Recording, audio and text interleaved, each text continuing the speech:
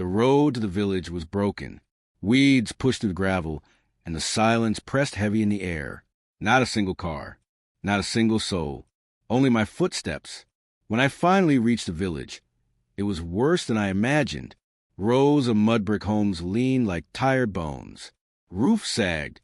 Doors hung crooked. No light, no sound, nothing alive. Except eyes. Old eyes. Watching me from the shadows of doorways. No greetings. No words. Only silence. I was there because of my grandfather. He died here in this village. My father refused to return. He called the place cursed. But someone had to settle his affairs. And that someone was me. One woman whispered as I passed, "Don't stay after dark." And then she shut her door.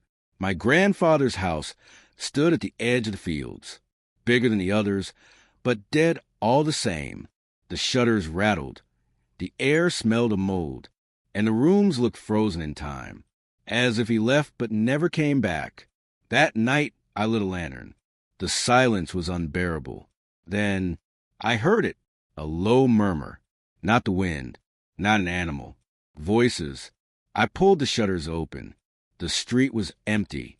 At midnight, I saw them, the villagers, a line of them in the square, holding candles, their faces empty, their lips moving together in a prayer I couldn't understand. I locked the door and waited.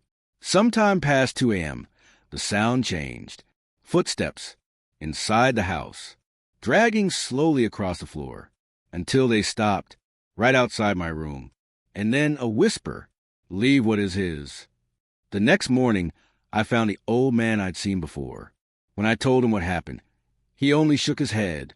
"Your grandfather broke the oath. The land isn't ours. The dead keep it."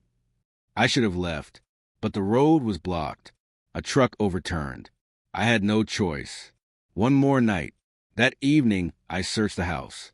In the cellar, under the planks, I found a box, coins, charms, and a bundle of hair tied with red thread. The air turned icy cold as I touched it. I shoved it back and sealed the floor. At midnight, the chanting began again, but now it was outside my door. I looked through the window. The villagers circled the house, candles burning, eyes glowing faint in the dark. The cellar door creaked open. From below, the sound of nails scratching wood. Then a voice rose above the chanting. "He promised us blood." I ran. The front door was sealed. The shutters slammed shut. The chanting grew louder, crawling under my skin. Desperate, I stumbled into the cellar. The box was open. The hair was gone.